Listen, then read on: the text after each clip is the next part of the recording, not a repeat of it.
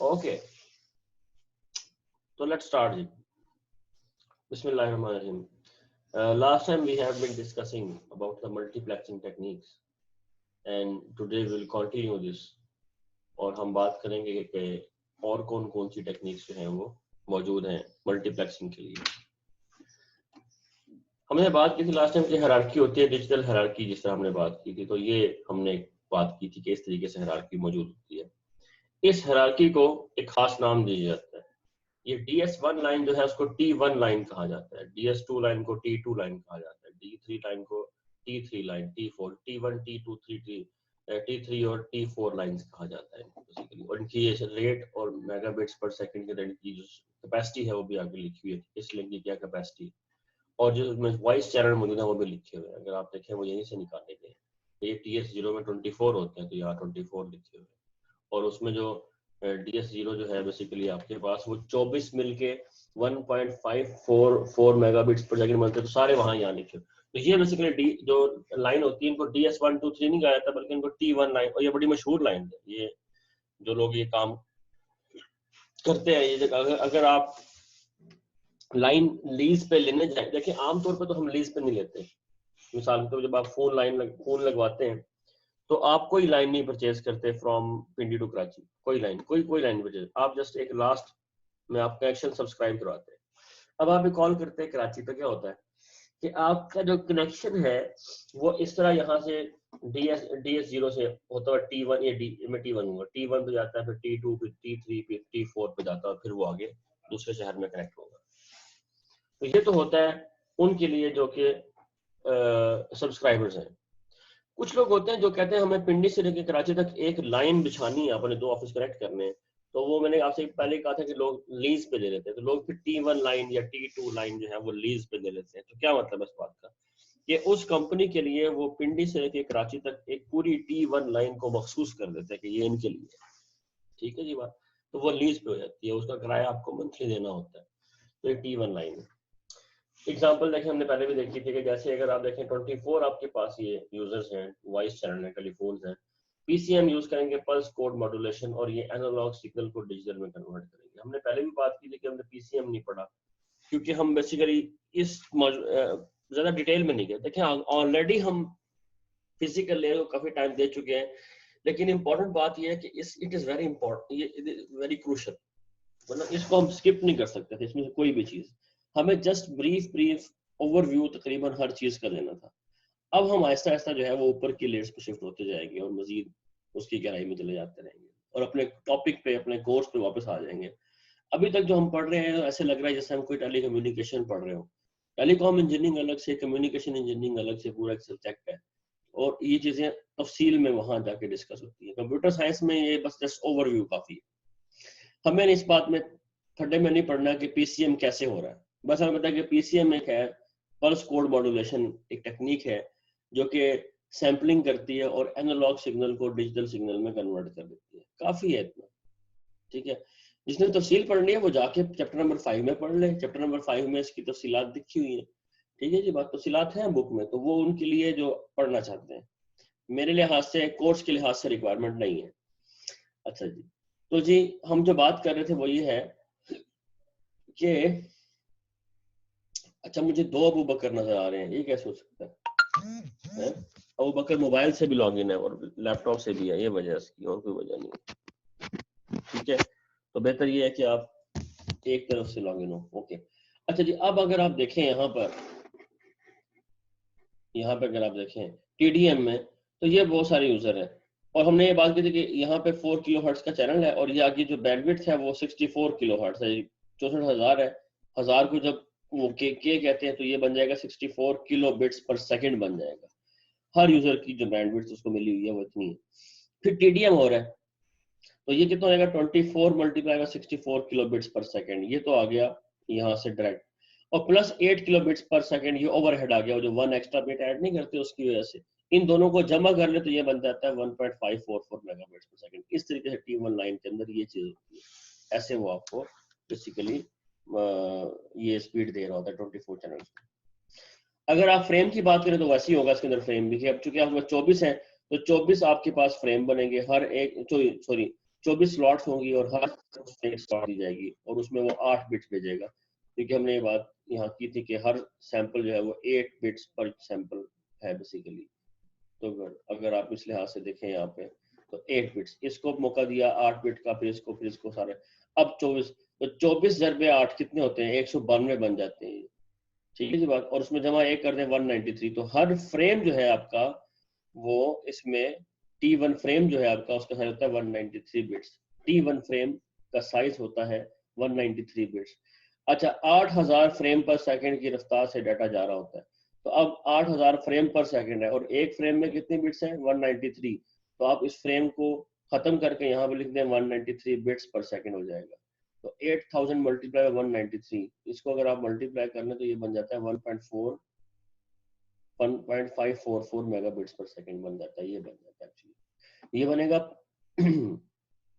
Number तो बड़ा बनेगा, लेकिन उसमें वो सिफर होंगे 6, तो उसको जब पॉइंट को यहाँ लेके आएंगे तो वो मेगा बन जाएगा, असल में ये है। तो कहने का मतलब ये हुआ, इससे हमें समझ के आई कि T1 लाइन होती है और उसका स्ट्रक्चर थोड़ा सा इस तरीके से होता है और वहां पे फ्रेम रेट्स कैसे चल रहे होते हैं, और ये एक एक्स्ट्रा बिट भी होती है और एक्स्ट्रा बिट की वजह से आप देखें 8 किलोबिट पर सेकंड का ओवरहेड पड़ रहा है। अच्छा, ये 8 किलोबिट पर सेकंड जो है ये कितना पोर्शन बनता है, एक यूजर को हमने कितना किलोबिट दिए हुए हैं, 64 किलोबिट दिए हुए हैं ना एक यूजर को। अगर एक यूजर को 64 किलोबिट्स दिए हुए हैं हमने, तो फिर ये तो एक यूजर का भी कोई 8वां हिस्सा बनता है ओवरहेड। हाँ, तो बहुत कम ओवरहेड है, ठीक है, वेरी गुड, अच्छी टेक्निक है इसका मतलब। अच्छा, यूरोप में यही है ना, T1 T2 लाइनें नहीं होती, वहां पे E1 E2 E3 E4 lines होती हैं और वो भी बड़े हायरार्की में होती है। E1 लाइन को वो कहता है 2 पॉइंट, असल में 2 Mbps ये होता है, ये 2 Mbps है और फिर आगे मल्टीपल ऑफ 4 है, तो पहले 2 Mbps में 30 चैनल होंगे, फिर उसका 4 गुना 120, फिर 4 से मल्टीप्लाई करें 480, फिर 4 से मल्टीप्लाई करें तो ये 1920, तो ये मल्टीपल ऑफ 4 में। तो ये जरा यूरोपियन स्टाइल है और बड़े ऑर्डर और ऑर्गेनाइज तरीके से है। T1 वाले जो ऑप्शन है उसके अंदर इतना ऑर्गेनाइज नहीं है, उसमें वो थोड़ा सा जो है लाइटर है, आसान, मतलब वो ऐसे नहीं है। वो उसमें जो यहाँ पे मल्टीप्लाई हो रहा है हर लेवल पे, पहले 24 चैनल है, फिर 7 है, फिर 6 है, फिर इस तरीके से 4, तो ये इस तरीके से होता है वहाँ पे। यहाँ पे ऐसे नहीं है, यहाँ पे तो ये फिक्स है कि 4 का मल्टीपल है और को E1 E2 E3 और E4 पे। यूरोप में आप जाएंगे ये मिलेगा और नॉन यूरोप में जाएंगे तो फिर आपको ये चीज मिलेगी। तो जो लोग जॉब कर रहे हैं यूरोप में जाए वो ख्याल रखें कि उनको वहाँ पे T1 नहीं मिलेगा, E1 मिलेगा, ठीक है जी बात। मिनिमम जो मिलेगी आपको लाइन वो ये मिलेगी। अच्छा, inefficient use of bandwidth. Sometimes that input link may have no data to transmit. When that happens, one or more slots on the input link will go unused. This is wasteful of bandwidth. क्या मतलब? ये मतलब है, अगर आप देखें यहाँ पे मैं आपको ड्रॉ करके दिखाता हूँ कि हमारे पास ये देखें, ये A1, ठीक है जी बात, नजर आ रहा है, बिल्कुल आ रहा होगा, ये A1, ये B1, ठीक है जी बात, ये B1 है, A1 B1 और हाँ जी A1 B1 और फिर आगे C1 और D1, यहाँ पे ये C1 और ये D1 है। तो कहने का मतलब ये है कि अब अगर आप देखें पहला जो फ्रेम है ये वाला, उसमें A1 मौजूद है, B1 तो है ही नहीं, तो उसकी स्लॉट एम्प्टी हो गई, C1 भी है, D1 भी है। दूसरे में क्या है, A2 और सिर्फ D2 है, ये A2 और D2 है, वो दरम्यान में B और C नहीं है। फिर लास्ट वाले में वही A3 C3 और D3। तो एक तो दो बातें यहाँ से पता चल रही है कि हर एक यूजर की स्लॉट फिक्स है, अगर उसको उसके पास डाटा सेंड करने के लिए नहीं है तो क्या हो रहा है, उसकी स्लॉट एम्प्टी जा रही है। तो ये तो गलत बात है, इससे तो नुकसान हो रहा है, हमारी बैंडविड्थ तो बहुत प्रीशियस चीज थी, वो तो लॉस हो रहा है यहाँ पे, हमें क्यों हम खाली भेज रहे हैं। जबकि आप देखें ए के पास मजीद डाटा था सेंड करने के लिए, डी के पास भी था, तो हम इनको मौका दे देते। यहाँ पे हम कहते हैं ए को कि आप डबल स्लॉट भेज दे, या डी से कहते हैं कि वो डबल स्लॉट भेज दे, अपना डाटा भेज दे। जब एक रिसोर्स फ्री पड़ा हुआ है तो उसको यूज करना ज्यादा बेहतर होता है, बजाय इसके कि आप कहें कि नहीं ये टाइम स्लॉट फिक्स है। तो ये होता है। सिंक्रोनस टाइम डिवीजन मल्टीप्लेक्सिंग के अंदर ये एक प्रॉब्लम है कि आपके पास स्लॉट्स एम्प्टी चली जाती है क्योंकि फिक्स होती है। इसका सोल्यूशन क्या है? सोल्यूशन इसका ये है, देखिए अच्छा, दो बातें हैं। तो सिंक्रोनस टाइम मल्टीप्लेक्सिंग में ये हो रहा था कि स्लॉट्स एम्प्टी हो रही होती है, प्लस एक्स्ट्रा बिट भी होती है जो सिंक्रोनाइजेशन करती है कि एंड ऑफ फ्रेम हो गया, फ्रेम यहाँ खत्म हो गया और ये इस तरीके से। अच्छा, ये तो हो गया जी बात। तो ओवरहेड सिंक्रोनस में ये है कि स्लॉट्स एम्प्टी जा सकती हैं, इनएफिशिएंट यूज ऑफ बैंडविड्थ है, और एक एक्स्ट्रा बिट भी ऐड करनी पड़ती है क्योंकि हमें पता नहीं लगता कि फ्रेम कब एंड होगा और कब नहीं होगा। इसके अलावा एड्रेस की कोई जरूरत नहीं है, हमें पता है कि डाटा A1 का जो डाटा है वो हमेशा A1 के पास जाएगा। देखें क्योंकि सिंक्रोनाइज होते हैं ना आगे से, जब ये A पे होगा तो ये भी A पे होगा, तो A का डाटा A को ही मिलेगा, B का डाटा B को ही मिलेगा। तो ये है। लेकिन एक और टेक्निक जिसे कहते हैं statistical TDM, statistical time division multiplexing, STDM। ये क्या होता है कि वही 5 यूजर है आपके पास, हर एक यूजर जो है वो आप उसको मल्टीप्लेक्स करेंगे फ्रेम में, आप देखते हैं किसके पास डाटा है उसको मौका देते हैं। अब आपकी देखिए यहाँ फ्रेम के अंदर 4 स्लॉट फिक्स थी, अब आप फ्रेम में स्लॉट्स भी कम कर देते हैं। आप एक स्टैटिस्टिकल एनालिसिस करते हैं कि एक वक्त में इन 5 में से कितने लोग डाटा भेज सकते हैं एक वक्त में मैक्सिमम। तो आपके अंदाजे के मुताबिक ये साबित हुआ, या तजर्बे से ये साबित हुआ, या स्टैटिस्टिकल एनालिसिस से ये बात सामने आई कि एक वक्त में 3 से ज्यादा यूजर नहीं होते। तो फिर आपने क्या किया, फ्रेम के अंदर 3 स्लॉट्स बनाई। ठीक है, 3 स्लॉट्स बनाई। अच्छा, अब यूजर तो 5 है, स्लॉट्स 3 है, तो स्टैटिस्टिकल में ये भी होता है कि ओवर सब्सक्रिप्शन होती है कि आपके यूजर ज्यादा होते हैं और आउटपुट की स्लॉट्स कम होती हैं। क्योंकि आपने एनालिसिस किया हुआ, स्टडी की हुई है कि आपको पता है कि पांचों इकट्ठे नहीं आएंगे, तो इसलिए ये वाला इशू कभी रेज ही नहीं होगा, ये इशू कभी रेज नहीं होता। और यही वो टेक्निक है जो मोबाइल कंपनीज यूज करती हैं कि 1 करोड़ सिमें दे दी और इंफ्रास्ट्रक्चर लगाया 10 लाख लोगों के लिए सिर्फ। अब क्या होता है, उन्हें पता है कि एक वक्त में 10 लाख से ज्यादा लोग आपस में बात नहीं करते क्योंकि उनके पास इक्विपमेंट होता है ना, ऊपर स्टडीज होती है, रिपोर्ट्स होती हैं, उसके ऊपर पूरा उनका तज्जिया होता है। उसके वो एक मतलब अगर पाकिस्तान की आवाम की आबादी जो है वो 22 करोड़ है, तो इसका मतलब हरगिज ये नहीं है कि वो 22 करोड़ लोगों के लिए फैसिलिटी बनाएंगे, नहीं नहीं। वो देखते हैं कि एक्टिव यूजर कितना है एक वक्त में, स्टैटिस्टिकल एनालिसिस होता है, और फिर जो एक्टिव यूजर है उसके मुताबिक वो अपनी स्लॉट्स को चूज करते हैं कि इतनी स्लॉट होनी चाहिए और इतने रिसोर्स हमें लगाने चाहिए। बस वो उतने रिसोर्स लगाते हैं, उसके बारे में लगाते हैं। इसलिए जब आप देखें ईदें आती हैं, शिवरात आती है, या फिर कोई इस तरह का डिजास्टर वाला मौका आया जाता है, तो क्या होता है, लोग कॉल कर रहे होते हैं, नेटवर्क बिजी हो जाता है, मैसेज ही नहीं सेंड हो रहे होते क्योंकि आपका जो ये जो पांचों के 5 यूजर इकट्ठे आ गए हैं। अब कम से कम एक वक्त में 3 यूजर सर्व हो सकते हैं, 2 यूजर को वेट करना पड़ेगा, 2 यूजर वेटिंग में चले जाए, उनको वेट पड़ेगा, उनको उनकी नेटवर्क बिजी मिलेगा। तो वो असल में इस लेवल पे हो रहा होता है, मल्टीप्लेक्सिंग के लेवल पे हो रहा होता है, इस वजह से होता है कि इसलिए बिजी होता है आपका नेटवर्क। अच्छा, अब आगे चलते हैं कि एक तो ये बात होगी कि यहाँ पे स्लॉट्स कम होती हैं आउटपुट की, इनपुट की निस्बत इनपुट ज्यादा होती है, आउटपुट की स्लॉट्स कम होती हैं, और वो स्टेटिस्टिकली हम पता लगाते हैं कि कितनी होनी चाहिए। Number 1। Number 2, there is no end bit, वो जो 1-0 आपको एंड ऑफ फ्रेम की जरूरत नहीं है। अच्छा, क्यों नहीं है? क्योंकि ये सिंक्रोनाइज नहीं है। यहाँ पे ए की जगह फिक्स नहीं है, बी की जगह फिक्स नहीं है, सी की जगह फिक्स नहीं है, कोई भी डाटा कहीं भी आ सकता है। मिसाल के तौर पे अगर आप देखें, यहाँ तो फिक्स है ना कि ए का डाटा जब भी आएगा इसी स्लॉट में आएगा, बी का जब भी आएगा यहाँ आएगा, सी का यहीं आएगा, अगर नहीं है तो खाली रहेगा।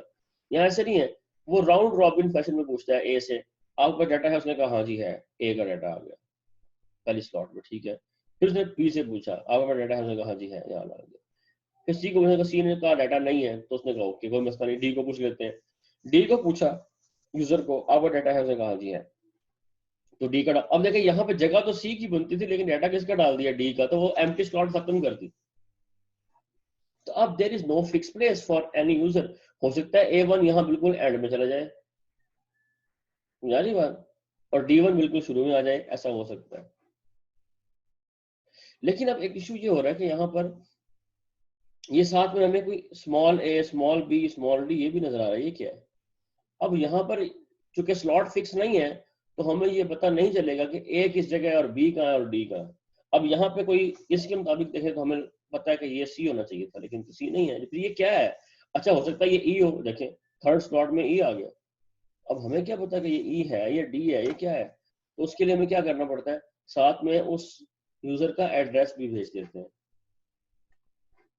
जी अबू बकर जी, सवाल करें अबू बकर।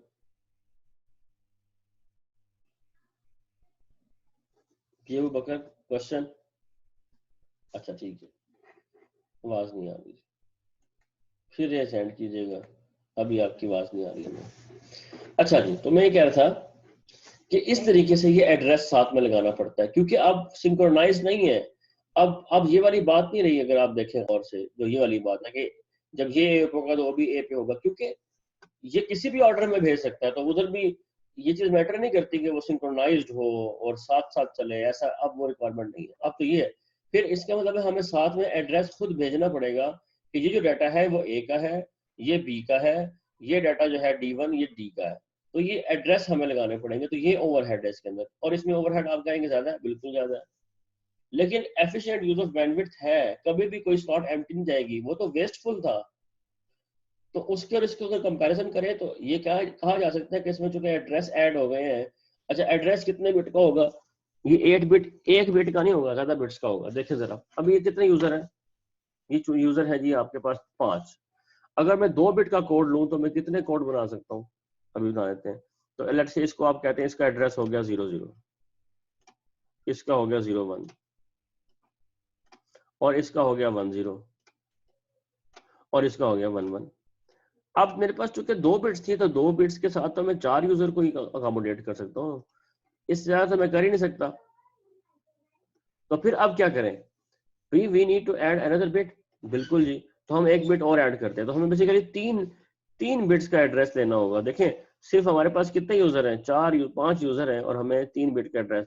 तो बेसिकली कितने यूजर होते हैं? वो 2 की पावर में आप निकाल लें, 2 की पावर में आप 2 की पावर में आप निकाल लें कि कितने आपको जो है ना वो बिट्स चाहिए होती हैं, उसके हिसाब से आप बिट्स निकाल लेंगे।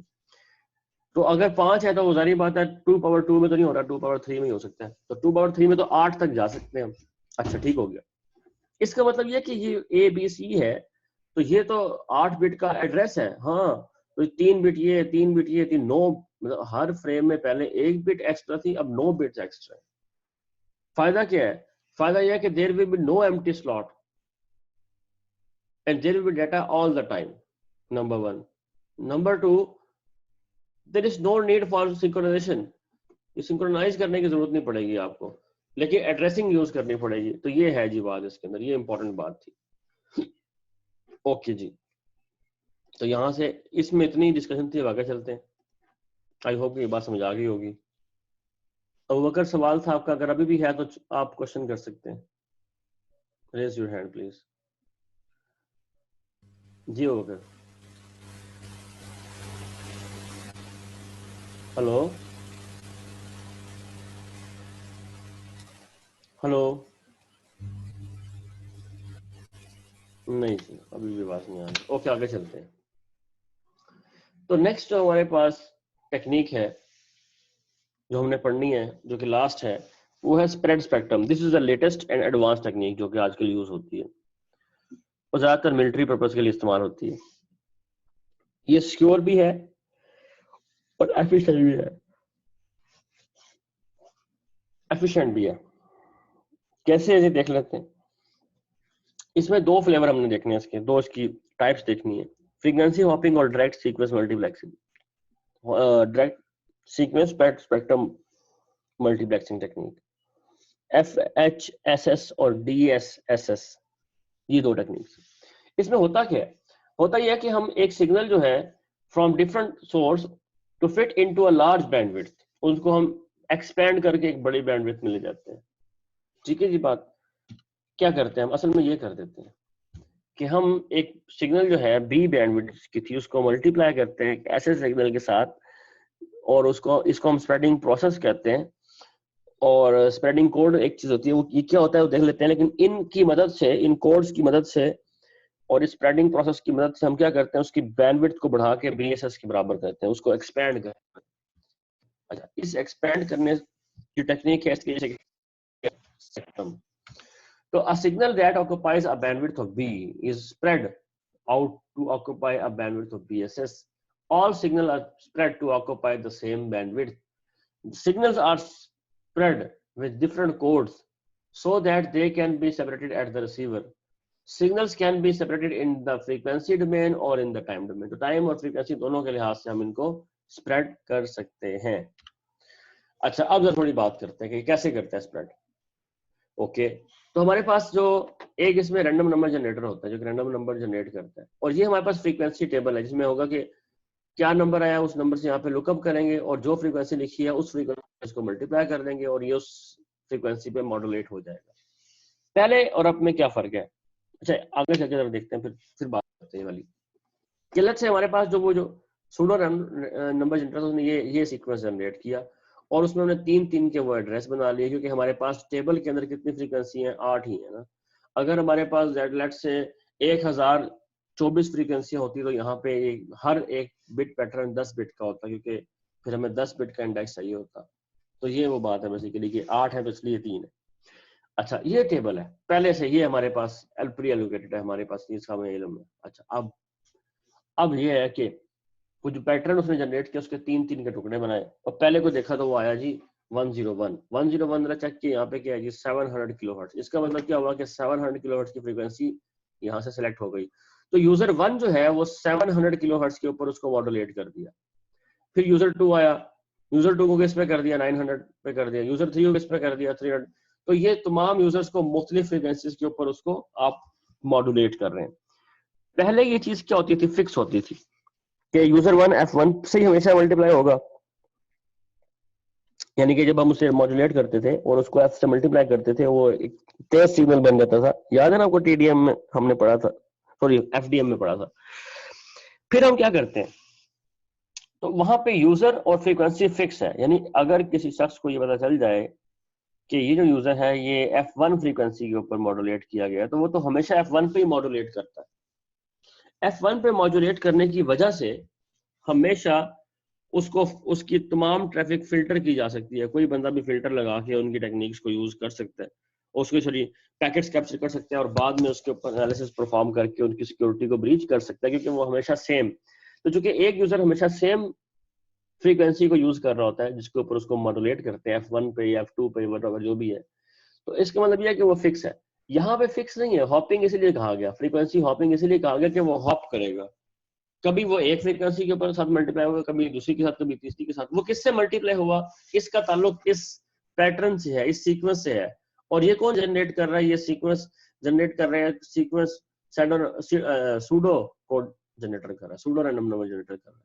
और यही वो स्प्रेडिंग कोड है जो कि जनरेट कर रहा होता है और उसके साथ ये सारा काम स्प्रेडिंग प्रोसेस कहलाता है, ये सारा काम.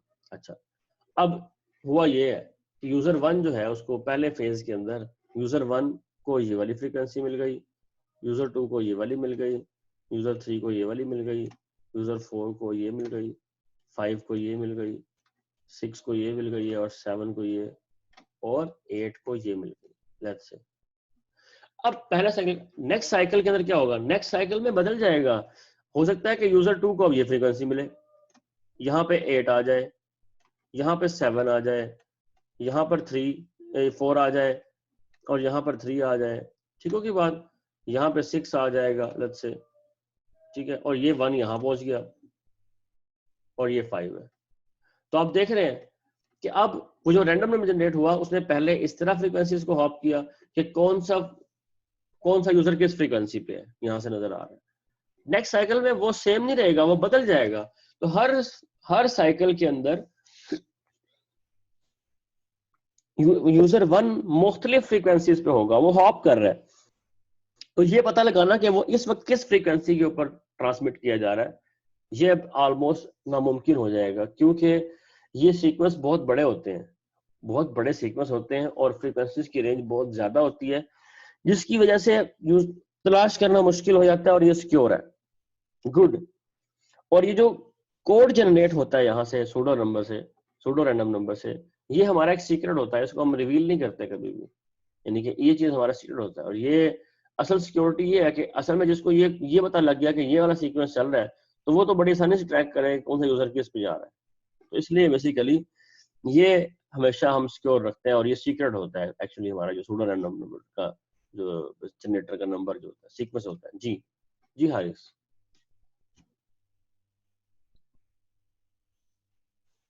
आवाज नहीं आ रही हारिस की? हाँ भाई हारिस।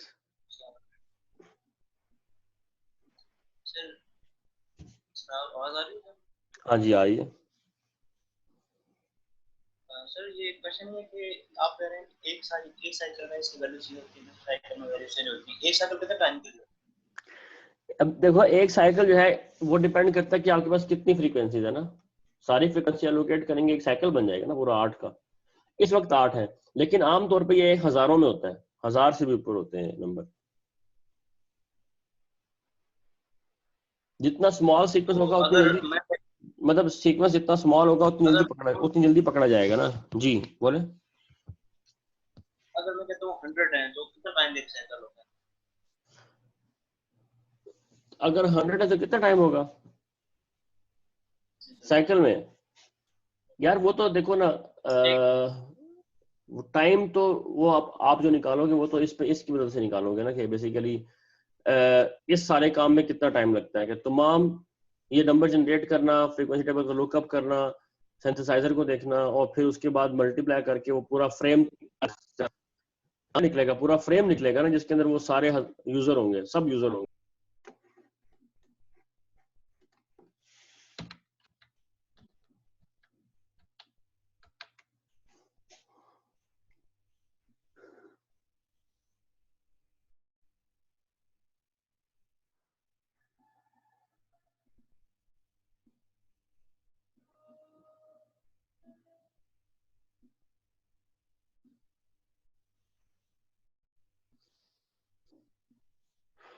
जी आगे सब लोग।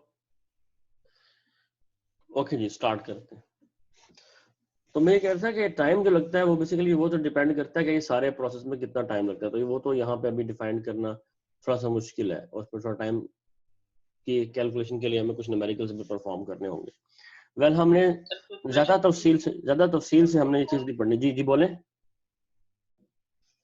जी हारिस। कौन कौन से न्यूमेरिकल्स ऊपर ओवरव्यू बता दें, कौन कौन से न्यूमेरिकल्स यूज करेंगे और कितने और क्या क्या टास्क परफॉर्म करेंगे इनको जमा करने के लिए, और किस तरह एक साइकिल निकालेंगे? असल में मैं ये कह रहा था कि इसको हमने जस्ट ओवरव्यू लेना है, हमने इसको ज्यादा तफसील में पढ़ना नहीं है, ना बुक में लिखा हुआ है ज्यादा तफसील से, ना हमने पढ़ना है। बस जितना इसमें हमने ओवरव्यू किया, इसमें टाइम वाली चक्कर में हम अभी इतने गहराई में नहीं जाएंगे। मतलब हमने उस तरफ मैंने बिल्कुल इसमें फोकस नहीं रखा हुआ और ना ही रिक्वायर्ड है कोर्स में। ठीक है, क्योंकि स्प्रेड, मिलिट्री की पर्पस तो हाँ क्योंकि स्प्रेड स्पेक्ट्रम की जो टेक्निक है ना, इसके ऊपर तो पूरे 8 वीक का कोर्स बनता है। तो ये तो बहुत बड़ी टेक्निक है, मतलब अच्छा खासा टाइम लगता है इसके ऊपर। अभी हम देखेंगे आगे और भी टेक्निक, एक दो और स्लाइड्स बाकी हैं अभी, उसमें सारी तफसील आएगी कि ये तो बहुत एडवांस टेक्निक और बहुत गहराई है इसके अंदर। मतलब इसलिए इसको अभी एग्जैक्टली सारे को टाइम के ऊपर खासतौर पर बात करना, ये थोड़ा सा अभी इतना हम इसके लिए तैयार नहीं है अभी। असल में मसला ये थ्योरेटिकली हम बैकग्राउंड नॉलेज नहीं है कि हम इस टाइम के ऊपर बात करें कितना टाइम होगा, लेकिन इतना बताया जा सकता है कि इस तरह एक काम में जितना टाइम लगेगा वो इसका साइकिल है। अच्छा उस साइकिल के बाद ये नई एलोकेशंस करता है। ठीक है, ये बात नई एलोकेशंस करता है और फिर उसके बाद हर दफा ये नई एलोकेशन किया करेगा एक खास टाइम के बाद। ओके,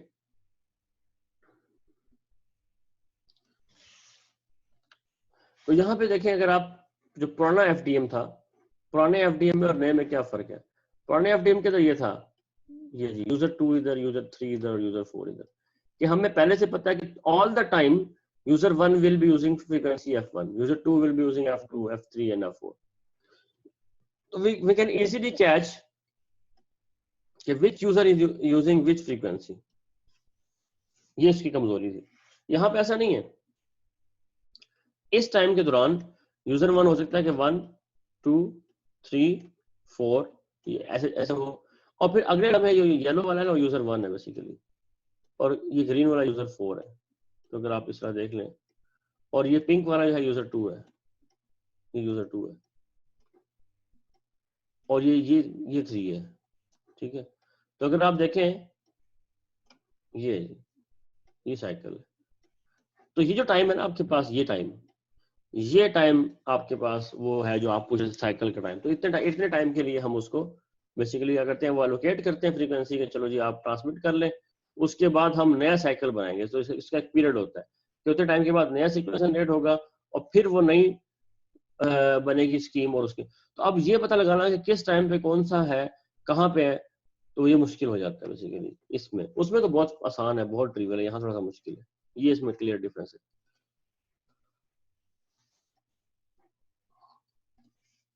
जी एहसन। जी सर, मैं ये पूछ रहा था कि देखें इसमें भी तो पैटर्न बन रहे हैं ना FHSS में, तो ये पैटर्न इसलिए हमें नजर आ रहे हैं क्योंकि हमने डाटा बहुत कम लिया हुआ है, सिर्फ 4 फ्रीक्वेंसी ली है। मैंने कहा कि ये आमतौर पे क्या होता है, 1000 में होते हैं नंबर, और सूडो रैंडम नंबर होता है इसके अंदर। ये हमने तो बड़े सीक्वेंस में कहा ना कि 1 यहाँ, 2 यहाँ, 3 यहाँ, 4 यहाँ, ये तो मैं बताने के लिए कह रहा हूँ। लेकिन हर दफा सर डेटा कम होने की वजह से ये डाटा तो होता है पूरा, उतना डाटा उतना ही होता है, डाटा उतना ही होता है। हम बेसिकली क्या करते हैं कि उसको टाइम देते हैं और कहते हैं कि इस टाइम के दौरान आपका ये फ्रीक्वेंसी यूज कर रहे हैं, आप वो उसके मुताबिक कर लेता है।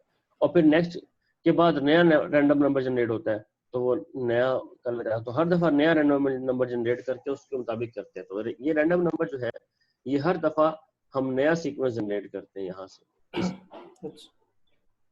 हर दफा ये सीक्वेंस, मतलब पैटर्न चेंज होता है। हाँ, हर दफा पैटर्न तब्दील होगा, बिल्कुल हर साइकिल में पैटर्न तब्दील होगा। और वो क्या होगा, उसका ताल्लुक इस रैंडम नंबर से है। Okay sir.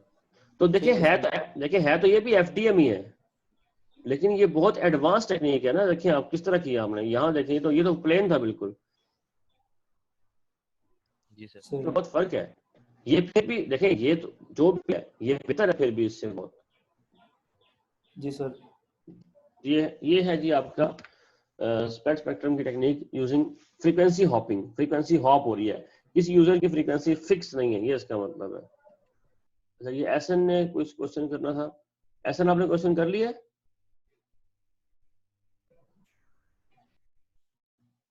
जी सर। हेलो, जी सर, कर लिया, गुड। जी सर।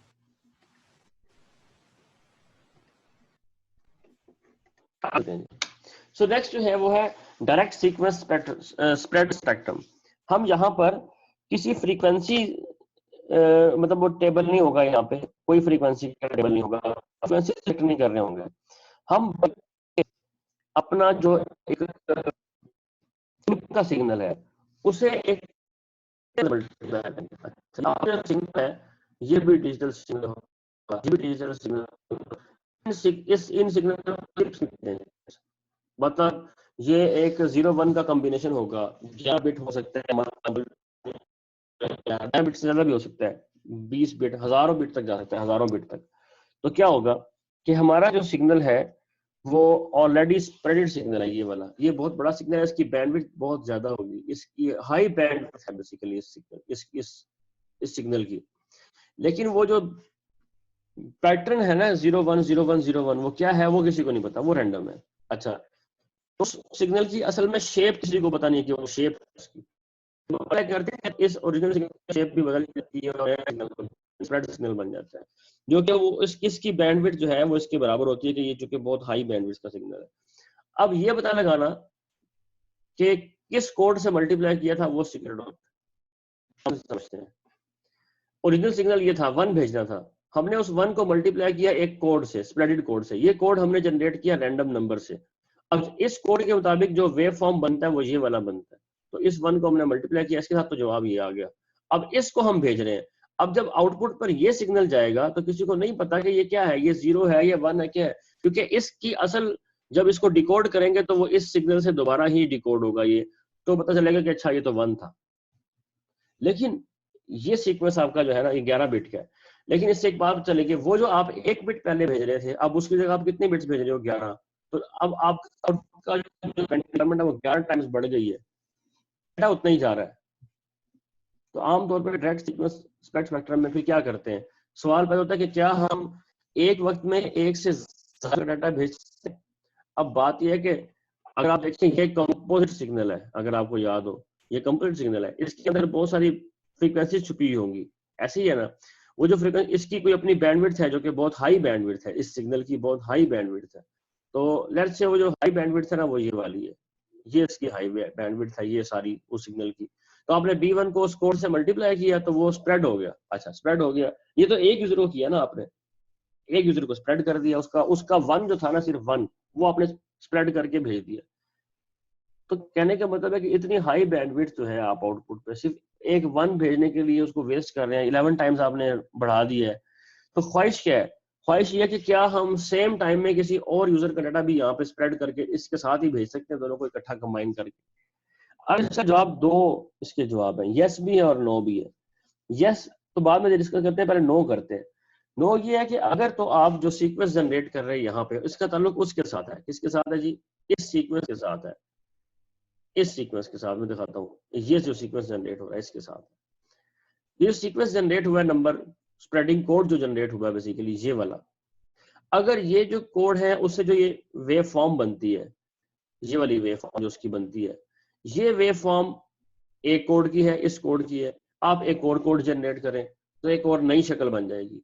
ये वाली वेव फॉर्म और वो वाली वेव फॉर्म अगर आपस में एक दूसरे को काटें, यानी कि इंटरफेयर कर रहे हैं या डिस्टर्ब करें, तो फिर तो स्प्रेडिंग के अंदर ये पॉसिबल नहीं है कि आप एक वक्त में एक से, क्योंकि जितनी बैंडविड्थ थी 11 टाइम्स वो तो इसी ने ऑक्यूपाई कर ली, तो दूसरा यूजर नहीं भेज सकता, तो शेयरिंग पॉसिबल नहीं।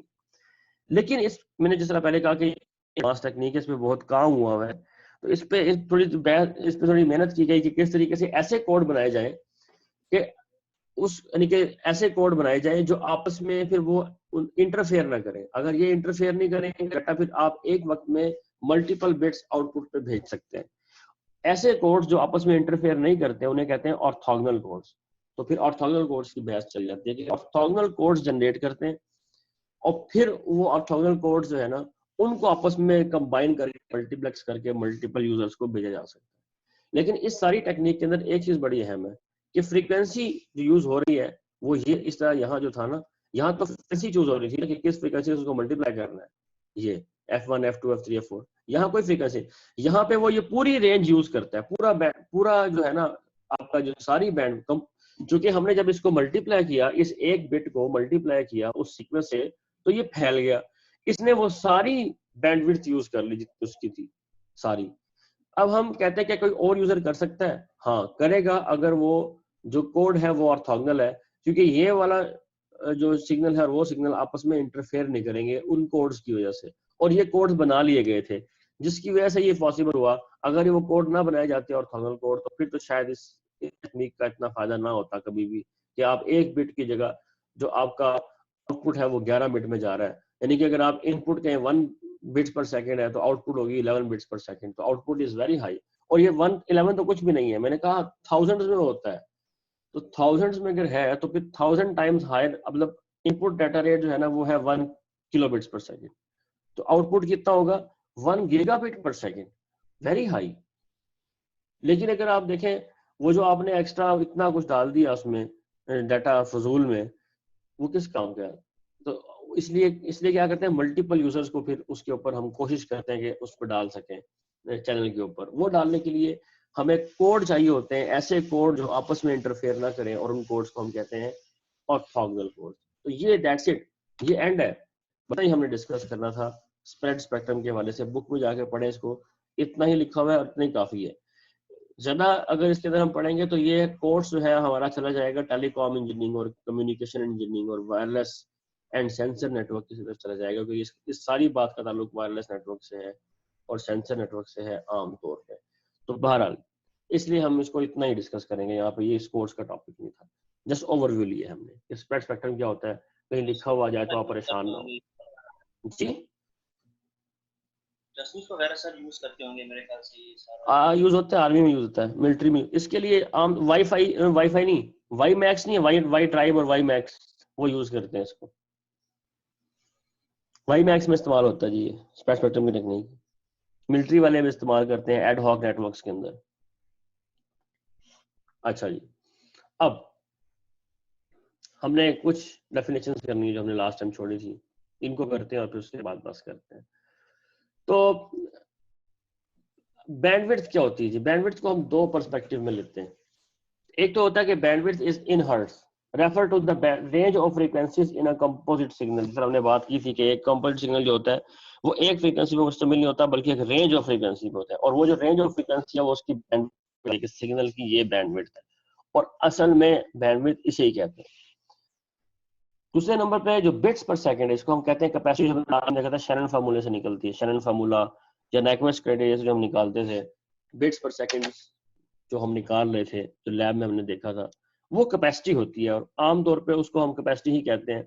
लेकिन मशहूर ये कर दिया गया कि ये भी बैंडविड्थ है, तो इसको भी बैंडविड्थ कहने में हर्ज तो कोई नहीं है, लेकिन टेक्निकली वो बैंडविड्थ नहीं होती, बैंडविड्थ वही हर्ज वाली होती है। इसको हम आमतौर पे कैपेसिटी कहते हैं बिट्स पर सेकंड को।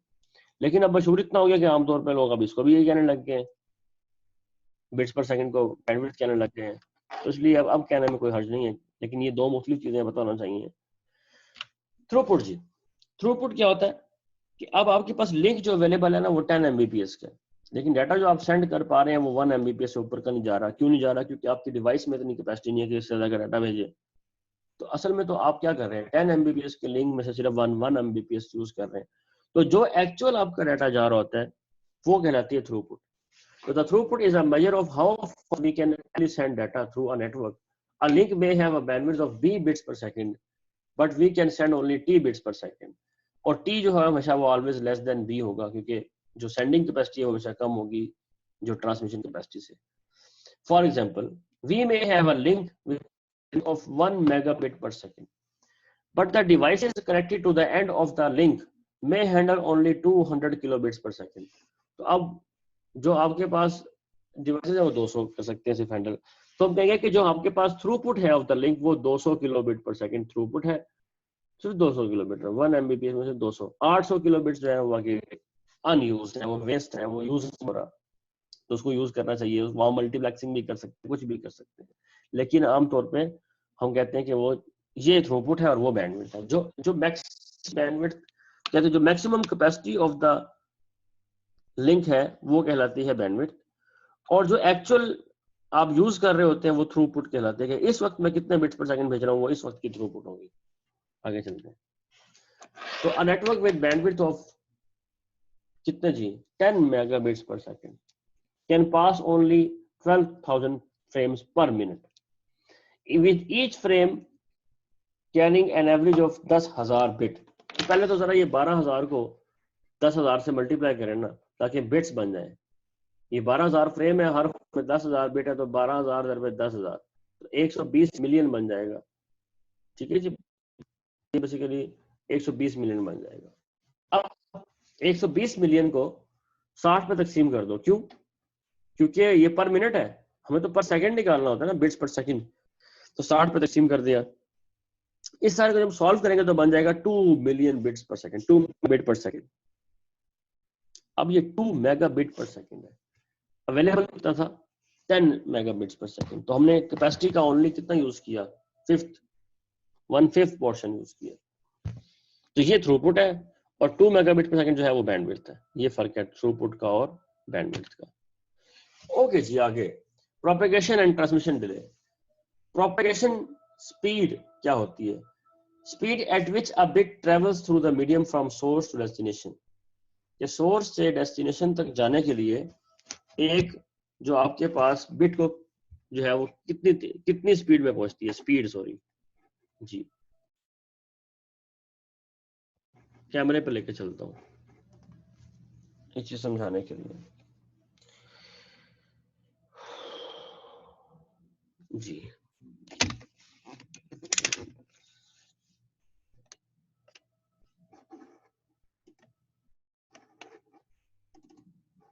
तो आप देख रहे हैं यहाँ पे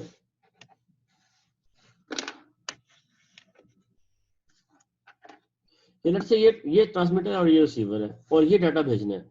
अब ये जो एक बिट आप भेज रहे हैं, एक बिट को यहाँ से लेके यहाँ तक कितनी स्पीड से हो जाती है, वो कहलाती है प्रोपेगेशन स्पीड। 1 बिट सोर्स से निकली में पहुंची कितनी स्पीड में, और स्पीड का फॉर्मूला क्या होता है, डिस्टेंस ओवर टाइम। यहाँ से हम टाइम निकालें तो क्या निकालेंगे, d/v। ठीक है जी बात। तो इस t को जो टाइम है हम कहते हैं प्रोपेगेशन डिले। प्रोपेगेशन डिले किसे कहते हैं, time taken by 1 bit to reach from source to destination। तो ये लिंक पे उसने टाइम गुजारा ये टाइम कहलाएगा प्रोपेगेशन डिले। अच्छा, वो हर बिट का सेम होगा, वो बिट आप इसको भेजेंगे तब भी इतना टाइम लगेगा, इसको भेजेंगे तब भी उतना टाइम लगेगा, इसको भेजेंगे तब भी उतना टाइम लगेगा, और इसको भेजेंगे तब भी उतना टाइम लगेगा। सब लोग अपनी अटेंडेंस लगा दें, ठीक है जी, बात नाम लिख के। तो जितना जितना यहाँ पे आप देख रहे हैं, आप उतना टाइम लग रहा है ये लिंक के ऊपर। लेकिन ये जो है एक बिट भेजता है, फिर 2 सेकंड के बाद ये भेजेगा, फिर बाद ये भेज रहा है, फिर 2 सेकंड के बाद ये भेज रहा है। अच्छा, भेजने में तो लगता है 1 मिली सेकेंड, लेकिन डाटा आता है हर 2 सेकंड के बाद। तो आप देख रहे हैं कि बेशक वो पहुंचता बहुत स्पीड से है, लेकिन यहाँ पे ये 10 को पहुंचने में 4 से 8 सेकंड लग जाएंगे। क्यों? क्योंकि आप देखें ना, पहले सेकंड में ये गया, 2 सेकंड बाद ये गया, फिर 2 बाद ये, फिर 2 के हम हर 2 सेकंड के बाद एक बिट भेज रहे हैं। तो इससे क्या हो रहा है कि ट्रांसमिशन स्पीड किसे कहते हैं कि फर्स्ट बिट जिस टाइम आई और लास्ट बिट जब पहुंची, इनके डिफरेंस को आप कहते हैं कि ये ट्रांसमिशन स्पीड है, ये transmission delay basically first bit से लास्ट बिट के दरमियान में जितना टाइम लग रहा है, क्योंकि हर बिट ने टाइम तो उतना लिया होगा लिंक के ऊपर। तो जो ये फर्स्ट बिट और लास्ट बिट के दरमियान में डिफरेंस है, ये डिफरेंस क्या बता रहा है कि कितनी स्पीड से डाटा भेजा जा रहा है, ये इसका ताल्लुक उस बात से। पहली बिट के आने में कितना टाइम लगा, वो तो है प्रोपेगेशन डिले। उसके बाद जो बाकी बिट्स आ रही हैं, लास्ट बिट के आने तक कितना टाइम लगता है, वो कहलाएगा आपका transmission delay. Okay,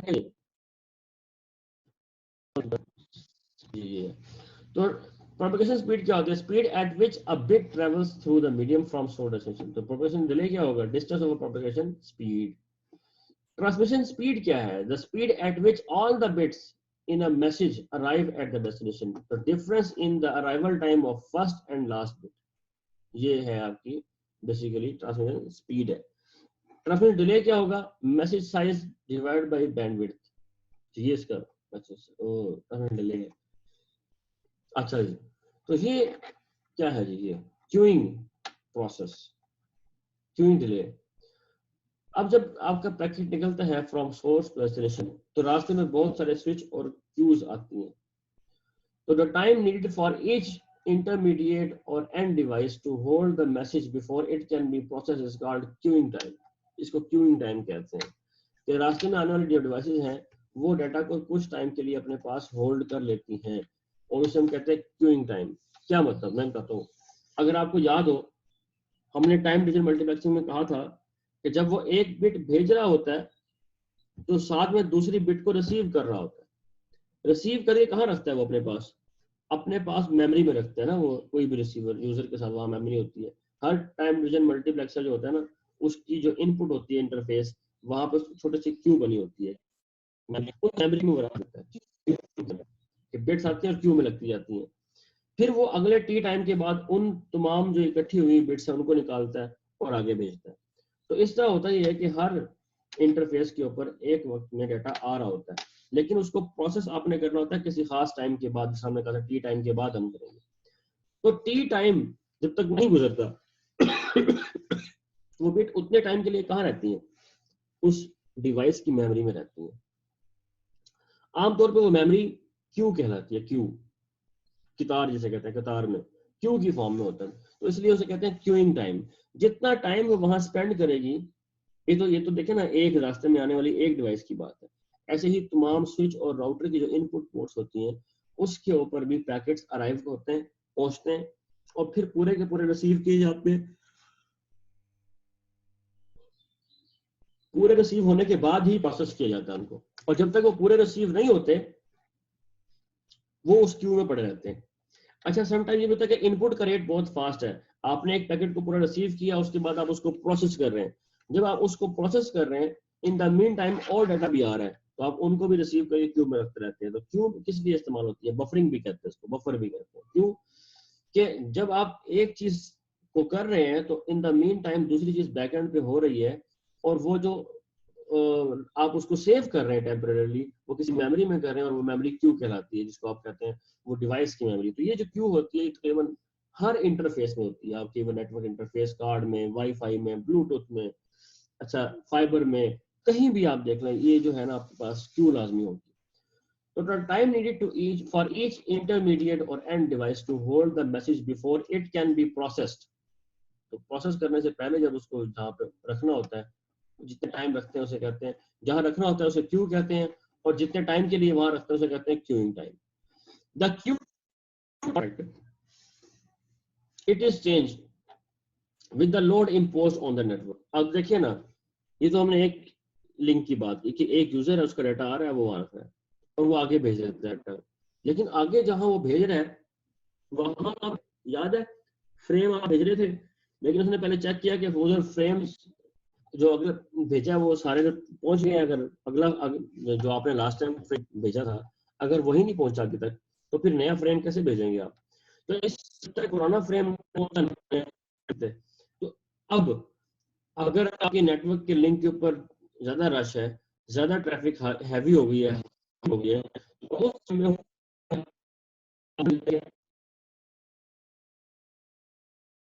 because of the condition of the network, congestion की वजह से, ठीक है जी बात। तो कंजेशन की वजह से फ्रेम्स लेट भी हो सकते हैं कि हमने कई टाइम के बाद एक फ्रेम भेजेंगे, लेकिन चूंकि नेटवर्क की कंडीशन ऐसी है जो हमें काम नहीं कर रही है, चोक हो गई है, जो कि हमारे मुताबिक फिर हमें फ्रेम्स को भी तो पड़ेगा ना। तो हो सकता है कि क्यू का साइज बढ़ता रहे, उसके अंदर नंबर ऑफ फ्रेम जो है वो बढ़ते रहे, बिल्कुल ऐसे ही है। और ये फिक्स साइज की डिवाइस के अंदर होती है, और इस क्यू का साइज जो है जी, it's a fix size queue. और इस क्यू का साइज अगर ये क्यू फुल हो जाए, मतलब इतना नेटवर्क के ऊपर लोड खराब हो गया कि अब आपके पैकेट जो है वो जमा होते जा रहे हैं कोई क्यू में, और उनको प्रोसेस होने का टाइम नहीं मिल रहा क्योंकि आगे लिंक बहुत बिजी है। जो आपने एक फ्रेम तैयार कर लिया, आप वही नहीं भेज पा रहे, तो पिछले जो बाकी है वो तो मेमोरी में पड़े हैं, क्यू में पड़े हैं, इंतजार कर रहे हैं कि अगला फ्रेम जाए ताकि हमारी बारी आए, लेकिन वो नहीं जा रहा क्योंकि नेटवर्क बिजी है। तो ये एक वक्त तक तो जमा होते रहेंगे, लेकिन जब क्यू फुल हो जाएगी तो उसके बाद क्या होगा? उसके बाद पैकेट ड्रॉप होना शुरू हो जाएंगे, डाटा का लॉस होना शुरू हो जाएगा जी। तो क्यू जो है इसको बड़े एक तरीके से डिजाइन किया था कि सच दैट कि जल्दी फुल भी ना हो और बहुत हालात खराब हो तो फिर जाके पैकेट ड्रॉप होना शुरू हो। आमतौर पर ऐसा नहीं होता कि जल्दी जल्दी इसमें पैकेट ड्रॉप हो। तो the Q time is not fix factor, ये तो नेटवर्क की कंडीशन पर डिपेंड करता है। When there is a heavy traffic on the network, the queue time increase. An intermediate device such as router queues the arrived packet and process them one by one. If there are many packet messages, many messages, each message will have to wait. Once a packet is picked by the device from the queue, the time taken by the device to process it is called processing time. लेकिन अब एक आपने वो अब data को pick करना है, तो TDM का जो है टाइम डिवीजन मल्टीप्लेक्स में ये क्या होगा प्रोसेसिंग टाइम, कि वो उन चारों या पांचों डिवाइसेस से उनकी मुतलका जो करनी है, तो वहां बाइट कलेक्ट करके वो फ्रेम तैयार करना। तो ये टाइम लगेगा वो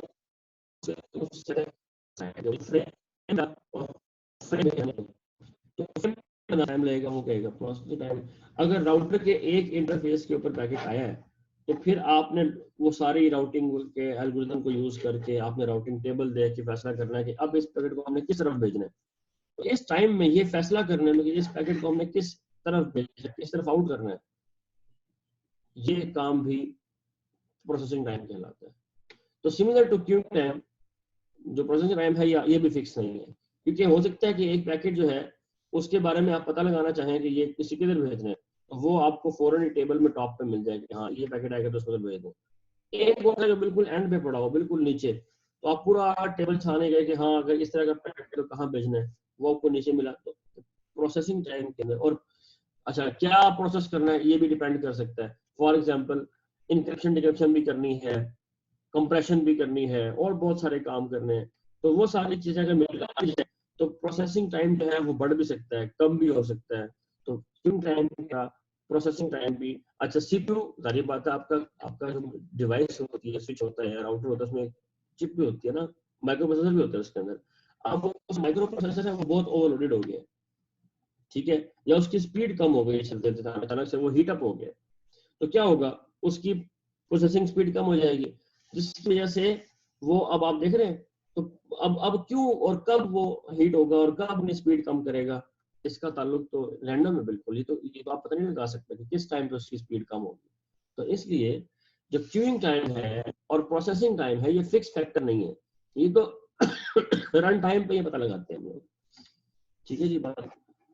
तो आपके पास जो complete end to end delay का फार्मूला बनता है वो ये है, end to end delay is generally known as delay और latency and is measured as follows.